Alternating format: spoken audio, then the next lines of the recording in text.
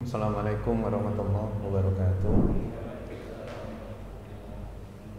Alhamdulillah, syukurillah, wala hawla wala quwata illa billah. In kuntum tuhibbuna Allah fattabi'ukumullah wa yaghfir lakum dzunubakum wallahu ghafurur rahim. Bapak Ibu, adik-adik yang dirahmati Allah, mari selalu senantiasa mengaturkan rasa syukur kehadirat Allah Subhanahu wa taala yang telah memberi kita begitu banyak kenikmatan, terutama nikmat iman Islam, nikmat waktu, niat, semangat, hingga nikmat sehat, sehingga kita bisa jamaah sholat maghrib, dilanjutkan dengan kajian pada maghrib di Masjid Al-Mahdi ini, insyaallah dalam keadaan sehat walafiat semua. Amin. Bapak Ibu yang dirahmati Allah, mungkin sekilas perlu kami sampaikan bahwa memang pada saat ini kasus terkait dengan Omikron, kaitan dengan Covid ya memang lagi naik lagi saat ini. Tapi ini adalah skenario besar Allah sesungguhnya, karena Omikron ini, Corona varian Omikron ini lemah saja. Apabila terpapar atau memapar pada orang-orang yang tidak punya faktor komorbid, insya Allah bisa nggak terjadi apa-apa, mulai tanpa gejala sampai keluhan-keluhan ringan saja, yang pada perjalanannya nanti juga akan bisa sembuh sendiri seperti yang pernah kami jelaskan pada beberapa pertemuan berikutnya. Nah, sesungguhnya ada cara yang memang bisa ditempuh, ada cara yang memang bisa dilakukan, yang menjadi bagian dari protokol medis itu. Dan itu sesungguhnya adalah sesuatu yang memang telah rutin dilakukan oleh Rasulullah. Maka pada konteks kita malam hari ini, kalau kemudian kita ini ya, hidup sehat sesuai dengan sunnah Rasul, di mana laqad kana lakum fi Rasulillahi uswatun hasanah, seperti dalam Al-Ahzab 21 dikatakan bahwa sesungguhnya telah ada pada diri Rasulullah itu suri tauladan yang baik, yang ternyata itu juga berimplikasi positif pada kesehatan seseorang. Maka dalam konteks pandemi ini pun, kalau kita mengacu pada apa yang dilakukan Rasulullah, sesungguhnya sudah bisa menjadi bagian dari kita pencegahan terjadinya penyakit apapun itu. Kemarin kita sudah bahas tidur sehat ala Rasulullah, miring ke kanan dan seterusnya ini. Nah, sekarang kita menginjak ke yang kedua, yaitu bersih sehat ala Rasulullah itu didapatkan salah satunya itu dari wudhu. Jadi kalau kita pelajari wudhu itu di area-area yang terbuka. Jadi ada kisah menarik kecil dulu itu, saya tuh waktu SD itu kan diberi pelajaran wudhu itu yang pertama niat itu di mana? Niat itu di sini, gitu ya. Maksudnya di dada. Tapi apa yang terjadi dengan teman-teman SD termasuk saya, pada saat wudhu ambil air dimasukkan ke dada airnya itu, karena ngomongnya niat itu di sini, gitu bu gurunya waktu itu, Bu Musarofah itu ya, guru agama Islam saya itu ya. Nah, Bapak Ibu yang dirahmati Allah, ternyata wudhu itu di area-area yang sesungguhnya terbuka, yang memang terbiasa terpapar dengan sinar matahari, dengan debu, dengan kotoran-kotoran apapun itu. Nah, ternyata kenapa kok kemudian di area terbuka itu, ternyata memang ada maksudnya. Di area terbuka itu, jadi misalkan kita ambil di tangan kita ini misalkan ya, di tangan kita ini ternyata penelitiannya 1 cm kali 1 cm, jadi 1 cm persegi, 1 cm kali 1 cm, kemudian dilihat di mikroskop elektron, itu ketemu bahwa dalam area yang hanya 1 cm kali 1 cm itu terdapat 5 juta lebih kuman. Masya Allah. Ternyata memang kenapa kok wudhu itu tanda kutip melebihi ambangnya mandi. Mandi itu kan paling mentok 2 kali sehari, bahkan ada yang cuma 1 kali sehari gitu ya. Mandi itu cuma 2 kali sehari. Ternyata dalam pandangan ilmu kedokteran, mandi yang 2 kali itu sesungguhnya belum cukup. Maka terus kemudian dituntunkanlah hal-hal yang terkait dengan wudhu ini yang sedikit banyak, paling tidak dalam 1 hari kita melakukannya itu 5 kali. Nah, 5 kali itu ternyata waktunya pun itu waktu-waktu yang sudah ditata. Waktu pada saat kita beraktivitas, kita akhirnya banyak mendapatkan wudhu itu. Jadi taruhlah mulai subuh kita mandi, terus kita wudhu, terus kemudian aktivitas siang kita wudhu lagi, kemudian sore kita wudhu lagi, kemudian pulang nyampe di rumah wudhu lagi. Itu ternyata punya maksud, punya peran, tidak sekedar pembagian masalah waktu sholat saja. Ternyata itu kaitannya dengan aktivitas-aktivitas yang dilakukan seseorang, yang ternyata dari aktivitas itu memunculkan bahwa dalam 1 cm kali 1 cm itu ternyata ada sekitar 5 juta kuman. Panjenengan ndak usah bingung, lo kok bisa menentukan 5 juta kuman? Gampang itu, bagi dunia kedokteran gampang.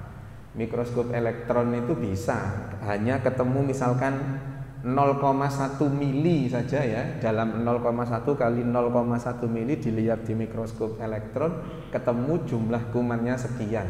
0,1 menuju 1 cm itu kan dikalikan 100, kalikan 100, kalikan 10.000, ketemunya berapa, kalikan 10.000, ketemu jumlah kumannya sudah.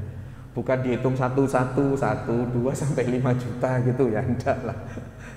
Ini teknologi yang luar biasa yang akhirnya memunculkan hal itu. Maka teramat wajar kalau terus kemudian pada saat kita berwudu itu tuntunannya Rasulullah itu tidak mengeringkan. Tuntunannya, sunnahnya Rasulullah itu biarkan air wudu itu kering dengan sendirinya. Lagi-lagi dalam konteks medis, dalam konteks kedokteran Islam, ada apa? Kenapa kok harus menunggu kering sendiri? Kenapa kok tidak harus dikeringkan terlebih dahulu? Ya, gitu ya. Ternyata jawabannya adalah terjadi proses bioenergi ini. Bioenergi ini diteliti lebih detail lagi. Ternyata apa? Ternyata ada 493 titik yang terpapar oleh air wudhu kita, mulai wajah sampai kaki sampai atasnya lengan, siku lengan kita itu ketemu 493 titik. Nah, 493 titik inilah yang pada saat kita berwudu kemudian airnya tidak dikeringkan, terjadilah proses yang disebut dengan bioenergi ini. Bioenergi itu untuk apa? Bioenergi itu ternyata mampu memperbaiki sistem metabolisme tubuh kita. Sistem metabolisme tubuh kita itu ada metabolisme protein, karbohidrat, lemak, vitamin, mineral, dan seterusnya itu. Aktivitas-aktivitas kita sangat tergantung kepada bagaimana metabolisme tubuh kita itu menjadi baik. Nah, ternyata dengan tidak dikeringkan itu, metabolisme tubuh kita menjadi teraktivasi, menjadi baik. Maka terus kemudian dengan tidak mengeringkan air wudhu kita secara langsung itu berarti kita sudah menyiapkan, sudah memberi kesempatan kepada tubuh kita untuk menjalankan proses bioenergi itu. Maka kenapa kok tidak dikeringkan? Karena biar tuntas proses bioenerginya itu. Nah, yang menarik adalah konteks bioenergi ini, konteks yang kaitannya dengan air yang mampu membuat metabolisme tubuh kita itu membaik, mampu membuat tubuh kita ini menjadi lebih sehat, itu sudah jauh dipelajari terlebih dahulu oleh orang-orang Cina. Jadi ilmu pengetahuan Cina, ilmu kedokteran Cina itu sudah menemukan apa yang disebut dengan hidroterapi. Hidro itu air, terapi itu pengobatan. Pengobatan yang menggunakan air. Bagaimana mekanismenya? Kalau panjenengan pernah ke RSUD Cina sana, saya kebetulan sempat ke Guangzhou sama Shenzhen. Jadi RSUD-nya sana, RSUD Guangzhou sama RSUD Shenzhen itu ada polihidroterapinya. Jadi kalau panjenengan lihat di Cina sana itu, di negara Cina sana, itu ada pengobatan medis, ada pengobatan yang alternatif itu. Yang akupuntur, yang tusuk jarum, yang hidroterapi, itu punya poli tersendiri. Selain poli medis, poli spesialis, paru, anak, jantung dan seterusnya itu. Nah, di sana itu ada yang disebut dengan polihidroterapi. Hidro itu air, terapi itu pengobatan. Jadi pengobatan menggunakan air. Bagaimana mekanismenya? Wudhu ini kan ada 493 titik akupuntur. Kalau proses yang terjadi di sana, misalkan sakitnya ginjal, gitu ya. Ginjal itu ada titik-titiknya tersendiri. Di akupuntur, titik akupuntur itu ada titiknya tersendiri.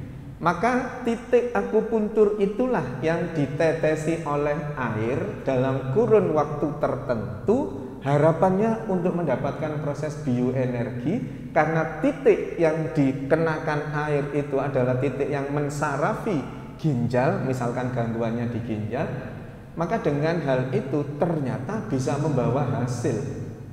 Ginjalnya menjadi lebih sehat. Ginjal yang barangkali ada gangguan fungsionalnya, akhirnya fungsinya menjadi baik. Lah, hidroterapi itu yang meneliti orang-orang Chinese sana.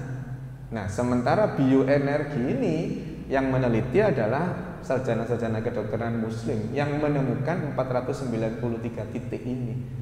Maka pada konteks itu, Bapak Ibu yang dirahmati Allah, pada saat kita berwudu terus kemudian tidak dikeringkan air wudunya sehingga proses bioenerginya berjalan dengan sempurna, berjalan dengan baik, sesungguhnya sudah merupakan bagian dari hidroterapi itu.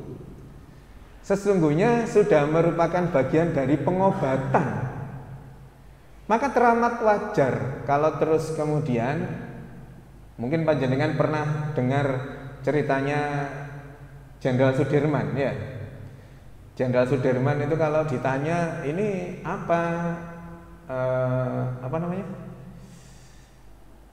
Biasanya dipegang jimat, nah itu ya. Jimatnya apa Jenderal Sudirman itu? Jenderal Sudirman itu jimatnya adalah beliau tidak pernah lepas dari wudu. Jadi beliau itu bersuci terus. Innallaha yuhibbut tawwabina wa yuhibbul mutatahhirin.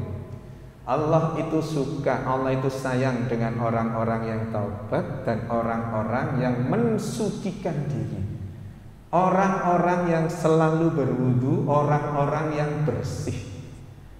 Maka di Al-Baqarah 222 tadi itu seolah-olah dengan orang seperti contohnya Jenderal Sudirman itu, pada saat terus kemudian berada pada posisi selalu terjaga wudunya, yang beliau akan disayang Allah terus. Pada saat disayang Allah itulah kemudian akan dilindungi oleh Allah. Maka secara garis merahnya itu adalah salah satunya karena beliau yang selalu berwudu itu, beliau yang selalu bersuci, dirinya selalu suci. Nah, konteks teologisnya seperti itu. Konteks medisnya adalah ternyata ya disehatkan oleh Allah melalui mekanisme bioenergi ini. Nah, di hadis riwayat Ahmad, Bukhari dan Muslim itu dikatakan bahwa mereka-mereka yang selalu berwudu itu wajahnya bersinar di akhirat nanti. Tapi kenyataannya ternyata orang-orang yang selalu tersaput air wudu, wajahnya itu ternyata tidak hanya bersinar saat di akhirat saja. Di bumi pun bersinar, wajahnya itu kelihatan. Maka kalau panjenengan bisa melihat ada orang itu yang sebenarnya ganteng gitu ya, sebenarnya ganteng, tapi kalau dilihat itu kok gak enak gitu ya. Iki sakjane ganteng tapi kok opo gitu ya. Orang menyebutnya tidak ada nurnya, tidak ada cahayanya wajahnya itu. Ya barangkali salah satu penyebabnya karena memang tidak pernah tersentuh oleh air wudhu itu. Di sisi lain banyak barangkali orang-orang yang juga ya wis tanda kutip tidak terlalu gak sepiro ganteng gitu lah ya. Tetapi ternyata dilihat itu menyenangkan gitu. Dilihat itu wajahnya cerah gitu. Dilihat itu wajahnya seolah bersinar, bercahaya gitu ya. Apa maneh nek wis nggo ganteng terus bersinar, wis luar biasa itu sudah. Ganteng sopo masjid kayak jamaahnya Al-Mahdi ini sudah wis ganteng wudunya ndak pernah lepas, maka terus kemudian kelihatan wajahnya itu. Efek yang lain apa? Ternyata efek yang di wajah, terutama untuk air wudu yang di wajah itu ternyata mampu mencegah seseorang dari keriput. Jadi ibu-ibu, kalau wudhu nggak dikeringkan itu bapak-bapak biasa.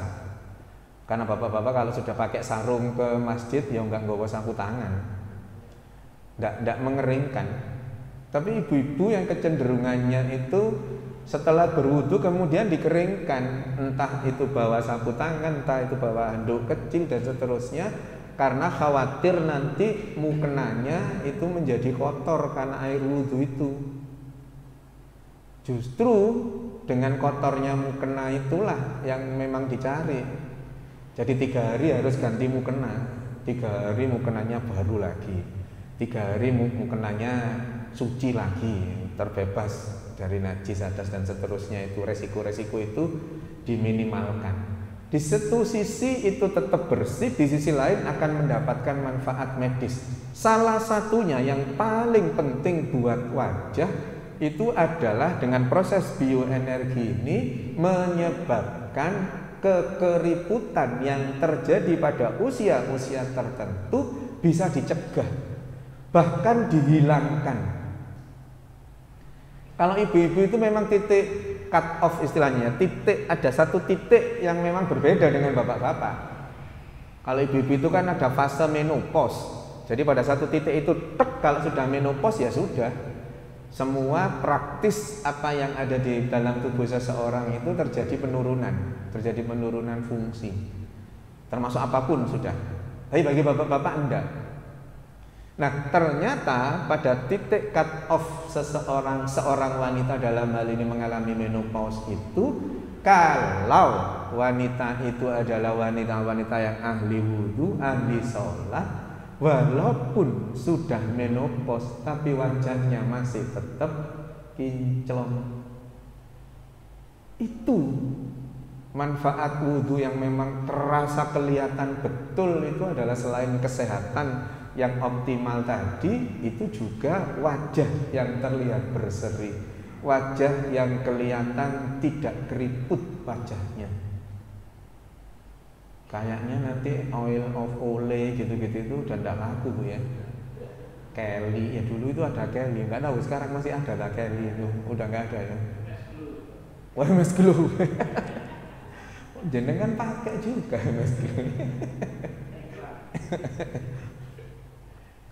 Rasanya kok kalau kita menjalankan semua aktivitas syariat Islam ini dengan baik, itu merek apapun itu sebagai pendukung saja. Karena secara normatif sesungguhnya kita sudah akan dapat bonus dari Allah, akan dapat keceriaan di wajah, akan dapat menghilangkan atau meminimalkan kekeriputan yang ada di dalam tubuh kita, terutama di wajah, melalui mekanisme bioenergi itu. Jadi sekali lagi Bapak Ibu yang dirahmati Allah, pada konteks ini pembelajarannya adalah pada saat wudhu airnya jangan dikeringkan. Biarlah kering secara normal, kering secara alami, gak usah dikeringkan dengan menggunakan apapun. Satu catatan lagi yaitu pada saat di kaki. Pada saat di kaki itu sunnahnya jari-jari tangan kita ini masuk ke sela-sela jari kaki. Jadi masuk ke sela-sela jari kaki kita. Nah, apa manfaat medisnya? Ternyata itu bisa berfungsi sebagai pijat refleksi. Kenapa kok di kaki? Karena memang semua saraf yang ada di dalam tubuh kita ini nanti ujungnya ke kaki. Jadi semua saraf yang ada di dalam tubuh kita, semua yang ada di otak ini, itu nanti ujungnya di kaki kita. Maka terus kemudian kalau bagi yang mempelajari teori refleksi, itu kaki kita itu dibagi menjadi titik-titik tertentu. Ini titiknya tangan kiri, ini titiknya tangan kanan, ini titiknya lambung, ini titiknya liver, ini titiknya ginjal, ada. Dan panjenengan sebenarnya bisa praktek sendiri itu. Kalau pada saat panjenengan misalkan nyeri sakit apa, kemudian salah satu bagian di kaki itu nyeri, itu sesungguhnya menunjukkan gambaran bahwa ada gangguan fungsi di organ yang di titik kaki itu tadi. Nah, dengan kita berwudu 5 kali itu pada saat di kaki, kemudian sela-sela jari kaki itu kita masuki jari-jari tangan kita, itu sudah merupakan pijat refleksi dan itu juga menyehatkan. Kenapa hanya di kaki? Karena semua saraf yang ada di dalam tubuh kita nanti ujungnya ada di kaki. Teramat wajar kalau memang ada di kaki itu, karena memang kaki itu sebagai penopang dari semuanya. Maka ada efek yang baik kalau panjenengan misalkan di rumah ada semenan gitu, kotak kecil gitu yang ada batu-batunya diatur sedemikian rupa sehingga ada yang agak menonjol, ada yang agak datar dan seterusnya, itu tiap hari berlatih dengan menginjak itu memang real ada manfaatnya. Walaupun tidak secara langsung, maksudnya bukan kayak minum obat.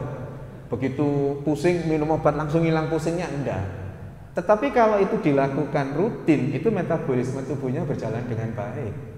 Ya, jadi ada baiknya itu. Refleksi itu merupakan bagian dari ilmu kedokteran yang bisa dibuktikan kebenarannya.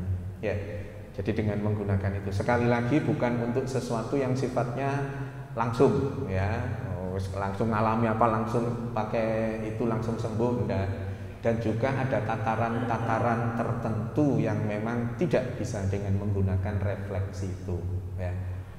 Jadi sekali lagi untuk berwudu catatannya lakukan sesuai sunnahnya. Lakukan semua syariat wudu dengan baik, rukun wudunya dilakukan dengan baik, kemudian jangan dikeringkan, terutama yang di kaki, masuki sela-sela jari kaki kita dengan jari-jari tangan kita, ya. Maka akan mendapatkan manfaat yang luar biasa dari wudu itu. Dan kita selalu berwudu sehari 5 kali. Maka Bapak Ibu yang dirahmati Allah, dalam konteks untuk mendapatkan manfaat wudhu ini, kalau toh nanti ini kita kemudian sholat isya, ya wudhu lagi, walaupun mungkin kita merasa wudhu kita nggak batal. Tentu catatannya selama air yang tersedia itu ya memang cukup, bukan pada konteks yang kekurangan air. Selama cukup airnya dalam konteks medis, dalam konteks menjalankan sunnah Rasul pula, sebaiknya tetap berwudu lagi. Itu ya catatannya. Untuk bersih sehat ala Rasulullah melalui berwudu. Nah, sekarang menginjak ke berikutnya adalah olahraganya Rasulullah. Olahraga sehat ala Rasulullah itu adalah sesungguhnya melalui sholat yang kita lakukan. Ini tentu yang di luar yang memanah, berenang, berkuda, ya. Bahwa sholat itu merupakan rangkaian gerakan yang terstruktur, yang sedemikian rupa sehingga dari posisi-posisi gerakan itu ternyata menyehatkan mulai ujung rambut sampai ujung kaki. Maka kalau kita tanda kutip menganalisis masing-masing gerakan sholat itu sederhananya, kenapa sih ada tawarruk, kenapa ada iftirosi gitu ya, ana podo ae la wis gitu misalkan ya. Enggak. Ternyata masing-masing gerakan itu punya makna, punya hikmah kesehatan sendiri-sendiri. Maka terus kemudian kenapa kok ada gerakan-gerakan yang berbeda-beda itu memang dibuat, tanda kutip ya, dibuat sedemikian rupa sehingga manfaatnya memang dirasakan betul mulai ujung rambut sampai ujung kaki kita. Belum lagi nanti yang kaitan dengan posisi otak dan jantung ya, mungkin pernah sesekali saya sampaikan bagaimana posisi sholat, bagaimana dua organ penting tubuh kita itu, otak dan jantung, silih berganti posisinya. Dan tidak ada satu agama pun di muka bumi ini itu yang ada gerakan sujudnya kecuali Islam. Yang dalam tataran kesehariannya itu terus kemudian ada sujudnya, itu hanya Islam yang menuntunkan itu secara rutin. Jadi Bapak Ibu yang dirahmati Allah, sholat itu merupakan gerakan seluruh tubuh yang ternyata semua bergerak, olahraga rutin dan itu menyehatkan. Nah, khusus untuk yang tahajud sampai subuh, waktu itu mungkin pernah saya sampaikan juga, ada kadar ozon yang Allah titipkan kepada alam semesta ini untuk bisa kita hirup. Dan ternyata ozon itu jauh lebih baik dibandingkan dengan oksigen biasa. Mungkin pernah saya sampaikan, ozon itu kalau di dunia medis, di dunia kedokteran, itu dipakai untuk terapi diabetes atau kencing manis yang basah, diabetes basah. Di dunia medis sebenarnya nggak ada istilah diabetes basah kering, itu nggak ada, tapi di masyarakat awam itu kan ada diabetes basah, diabetes kering. Diabetes basah itu kalau luka seseorang yang mengalami diabetes, kemudian lukanya tidak sembuh-sembuh, lukanya basah terus, maka disebut sebagai diabetes basah. Diabetes basah itu bisa disembuhkan dengan terapi ozon. Ozon itu didapatkan pada saat rentang waktu di sepertiga malam sampai matahari terbit.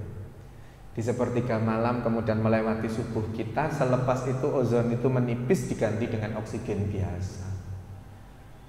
Maka kalau dikaitkan antara ozon yang ada di sepertiga malam sampai subuh itu, kemudian dikaitkan dengan keberadaan hormon kortisol. Hormon kortisol itu hormon stres. Pada waktu-waktu tertentu hormon kortisol itu tinggi. Tingginya jam berapa? Tingginya antara jam 2 sampai jam 5. Periodik. Jadi namanya siklus sinusoidal, naik terus pada puncaknya, terus kemudian turun sampai puncak terendah, naik lagi sampai puncak tertinggi, turun lagi, terus seperti itu. Puncak tertingginya itu antara jam 2 sampai jam 5. Jam 2 sampai jam 5 hormon kortisolnya tinggi, Allah kirimkan ozon yang menyehatkan itu. Kemudian kita sholat tahajud, kemudian kita sholat sampai sholat subuh. Kortisol yang mestinya tinggi mencapai puncak di antara jam 2 sampai jam 5 itu. Kortisol itu hormon stres. Panjenengan kalau nanti browsing, hormon kortisol itu nama lainnya hormon stres. Karena apa? Karena dikatakan hormon stres karena pada saat hormon itu hadir, hormon itu tinggi, seseorang minta atau tidak diminta akan pada kondisi yang stres. Stresnya seseorang itu terjadi dalam kaidah hormon kortisol ini. Stresnya seseorang itu terjadi antara jam 2 sampai jam 5. Maka kenapa kok terus kemudian tuntunan kita sholat subuh itu cukup 2 rakaat? Karena memang pada saat itu adalah masa-masa yang teramat berat. Allah faham dengan tubuh kita. Sebagai sang khalik, sebagai sang pencipta, Allah faham. Iki angel, jam 2 sampai jam 5 itu angel. Sulit bagi seseorang untuk mampu menjalankan aktivitas ibadahnya.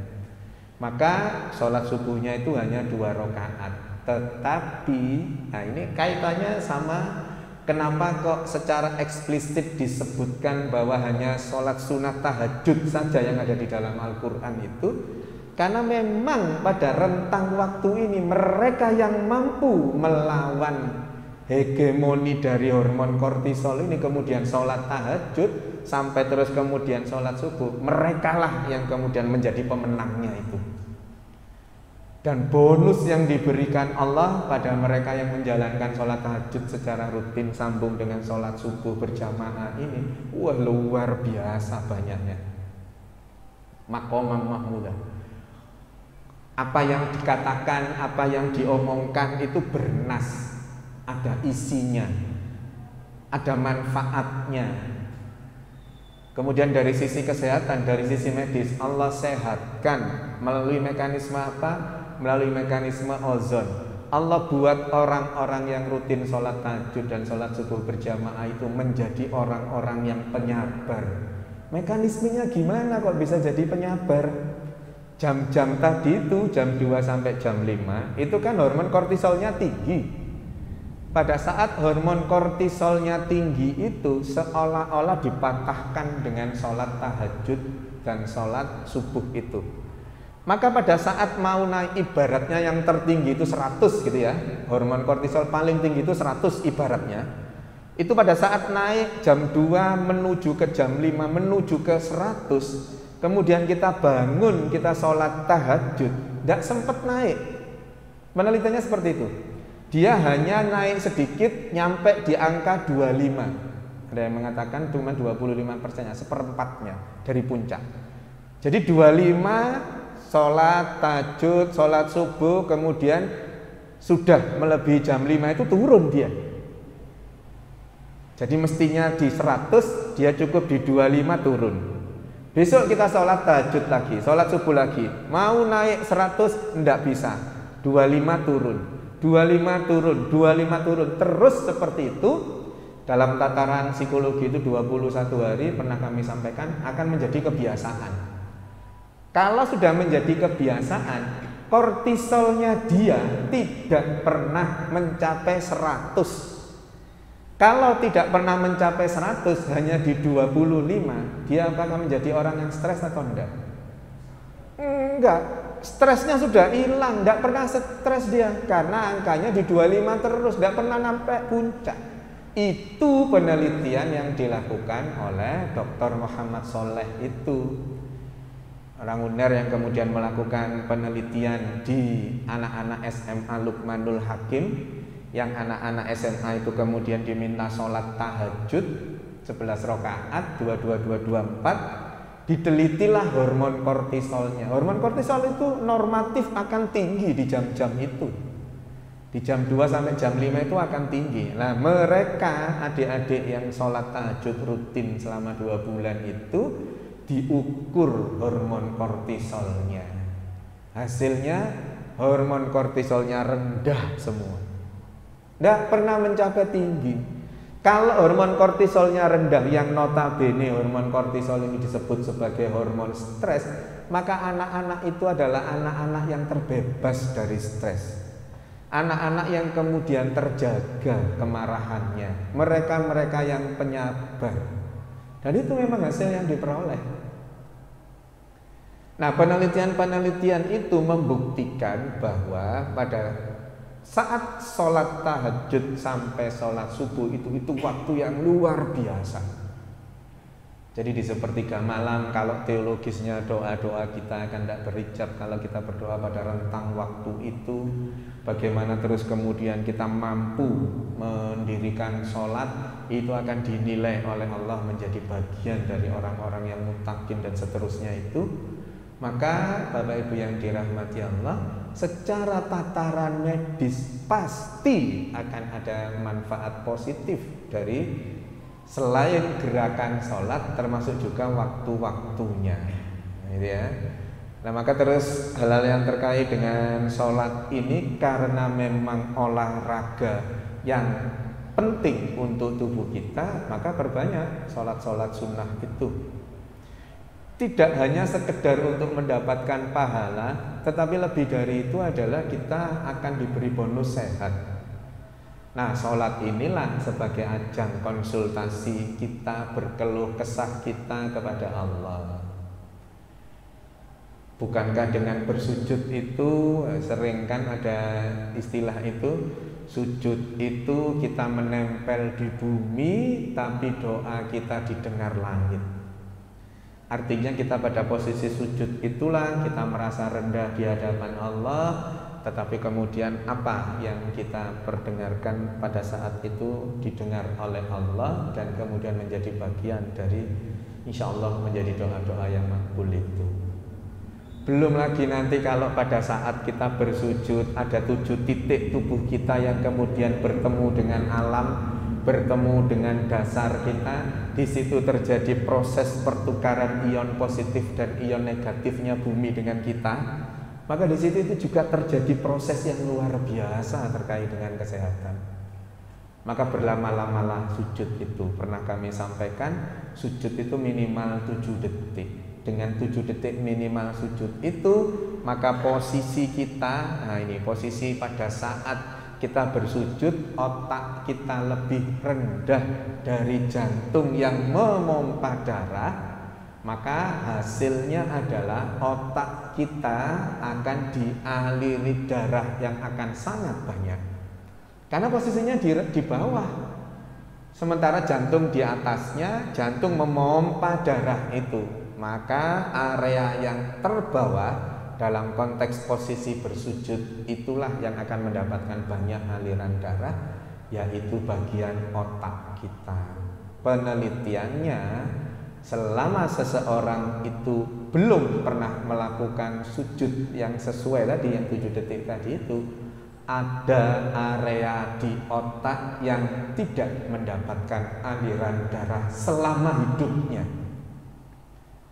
Jadi Allah ciptakan otak itu, ternyata tidak seluruh bagian dari otak itu akan teraliri darah kalau seseorang itu tidak atau belum pernah menjalankan sujud. Bisa dilogika, sangat bisa dilogika. Bagaimana terus kemudian ada area di otak yang tidak mendapatkan aliran darah? Wong semua aktivitas tubuh kita, semua kegiatan kita ini tidak pernah menempatkan otak di bawah jantung. Kita duduk seperti ini ya otaknya di atas, makan otak di atas, aktivitas otak di atas, bahkan tidur pun otak kita di atasnya jantung. Maka tidak pernah ada posisi yang otak itu kemudian mendapatkan aliran yang begitu dahsyat dari jantung, kecuali pada saat fase kita bersujud itu. Maka pada saat kita bersujud, aliran darah banyak ke otak, area-area yang selama hidup mereka yang tidak pernah sujud tidak mendapatkan asupan darah yang mengandung oksigen. Dengan posisi sujud itu akhirnya mendapatkan asupan darah yang mengandung oksigen. Apa manfaatnya kemudian? Setelah aliran darah nyampe di ujung-ujung dari otak kita, maka area-area yang dilewati oleh pembuluh darah tadi, pembuluh darah yang dilewati oleh aliran yang banyak tadi itu, dengan latihan terus, pembuluh darah itu elastis, Bapak Ibu yang dirahmati Allah. Jadi elastis, jadi bisa mengembang mengecil gitu. Karena terus dilatih dengan sujud, posisi sujud itu, aliran darah di otak akhirnya banyak yang mengalir, maka elastisitas pembuluh darah di otak menjadi sering terlatih kan. Kalau sering terlatih efeknya apa? Kalau sering terlatih pada satu kondisi, apabila kemudian dia marah, pada satu kondisi dia emosi, yang kemudian tekanan darahnya meningkat dengan cepat. Tekanan darahnya meningkat dengan cepat, di mana tekanan darah itu dari jantung yang memompa darah diteruskan ke pembuluh darah di otak. Kalau mereka yang tidak biasa dengan posisi sujud itu, tidak biasa latihan pembuluh darah di otaknya, pada saat ada peningkatan tekanan darah yang mendadak itu, otaknya, pembuluh darah di otaknya tidak kuat menahan beban peningkatan tekanan darah yang tiba-tiba itu. Karena tidak kuat, ya pecah pembuluh darahnya. terjadilah stroke itu. Tapi bagi mereka yang terbiasa dengan bersujud, terbiasa melakukan sholat, terbiasa tumakninah sholatnya, pembuluh darah yang ada di otak sudah terlatih untuk mengembang mengempis, karena pada saat sujud dia sudah dilatih. Kalau pada satu kondisi terus kemudian emosi menimbulkan amarah sampai kemudian marah, tekanan darahnya diteruskan ke pembuluh darah yang ada di otak, dia elastis biasa saja. Maka salah satu manfaat dari gerakan sujud ini selain mencerdaskan tadi karena area di otak itu mendapatkan aliran darah yang signifikan, berikutnya apa? Allah hindarkan dari stroke yang pecah pembuluh darah. Maka Bapak Ibu yang dirahmati Allah, hanya tanda kutip saya mengatakan hanya dengan berwudu dan sholat yang kemudian itu kita betul-betul pahami maknanya, bagaimana terus kemudian kita bisa mengerti manfaat dari masing-masing gerakan, masing-masing rukun wudu itu, masing-masing gerakan sholat. Kita paham, kemudian kita yakin bahwa ini adalah skenario Allah untuk kita melalui syariat wudhu dan syariat sholat ini. Maka dengan dua hal ini saja insya Allah kita sudah Allah sehatkan dari berbagai sudut pandang sudah. Mau dari sisi teologis, mau dari sisi medis, mau dari sisi psikologi, semuanya kaitan-kaitan dengan gerakan ini, kaitan-kaitan dengan wudhu ini adalah menyehatkan. Maka sekali lagi Bapak Ibu yang dirahmati Allah, kalau wudhu jangan asal-asalan. Jadi kita masih banyak kan melihat ya, kalau wudhu tidak sampai di atasnya siku, kalau wudhu tidak sampai atasnya mata kaki, ya secara rukun wudhu ya nggak terpenuhi, secara manfaat medis juga nggak mendapatkan hasil yang optimal. Maka mari kita perbaiki cara berwudu kita, apakah sudah benar sih sesuai dengan Al-Maidah ayat 6 itu, apakah sholat kita gerakan-gerakannya sudah seperti gerakan-gerakannya Rasulullah saat sholat itu. Mari kita bermuhasabah untuk terus memperbaiki diri kita masing-masing agar wudhu dan sholat kita persis seperti yang Rasulullah lakukan. Karena dari situ akan banyak manfaat yang akan kita bisa peroleh.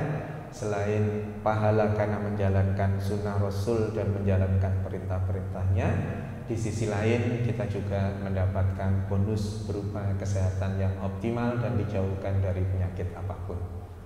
Saya kira itu yang bisa saya sampaikan. Kalau ada yang mau ditanyakan silakan. Monggo Ustaz. Yeah.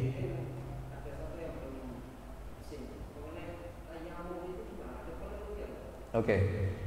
Ya, tayamum itu kan kondisi yang tidak normatif, ya, kondisi yang tidak normatif. Dalam penelitiannya, tayamum itu tidak mendapatkan manfaat medis. Tapi sekali lagi kan ada dua sisi, Bapak Ibu yang dirahmati Allah. Ada sisi medis, ada sisi teologisnya. Sisi teologisnya, kenapa harus dilakukan tayamum? Karena ada kondisi-kondisi yang tidak memungkinkan bagi seseorang untuk berwudu menggunakan air. Prinsipnya seperti itu. Dengan segala kondisi yang ada. Maka terus kemudian untuk tanda kutip menggugurkan teologisnya itu, maka dilakukanlah tayamum itu. Apakah kemudian manfaat medisnya mengikuti? Ternyata tidak. Karena memang normatifnya itu harusnya berwudu. Sama dengan sholat. Sholat itu normatifnya berdiri. Dengan berbagai gerakan sholat, gerakan-gerakan itu akan mendapatkan manfaat yang saya sampaikan tadi, ujung rambut sampai ujung kaki. Tapi kalau pada satu kondisi ada orang yang tidak bisa sholat berdiri, mengharuskan kemudian dia duduk sholatnya, maka ada yang terkurangkan dari manfaat-manfaat yang diterima secara medis. Teologisnya, syariatnya boleh, syariatnya boleh, tetapi medisnya tidak mendapatkan sesempurna kalau orang itu berdiri pada konteks sholat. Sama dengan pada saat tayamum. Tataran teologisnya dapat, nggak masalah. Tetapi tataran medisnya ternyata memang tidak mendapatkan manfaat dari apabila kita berwudu dengan air yang mengalir, yang memperoleh bioenergi tadi itu. Jadi, masya Allah, syariat Islam itu sebegitunya itu mengatur itu. Kalau tidak menjalankan ini, ya nggak dapat bonusnya, gitu ya. Maka menjadi penting bagi kita untuk terus kemudian tetap sholat dengan posisi berdiri, ya gitu. Jadi masya Allah luar biasa memang Islam ini mengatur sedemikian detail semua kegiatan-kegiatan kita ini, terutama ibadah-ibadah makhluk kita itu. Ya, saya kira itu yang bisa saya sampaikan. Mari sama-sama kita tutup dengan bacaan hamdalah dan doa kafaratul majelis bersama-sama. Alhamdulillahirabbil alamin. Subhanakallahumma wa bihamdika asyhadu an la ilaha illa anta astaghfiruka wa atubu ilaik. Mohon maaf kalau ada sesuatu yang kurang berkenan, semoga ada manfaatnya. Nasrun minallah wa fathun qarib wa basyiril mu'minin. Wassalamualaikum warahmatullahi wabarakatuh.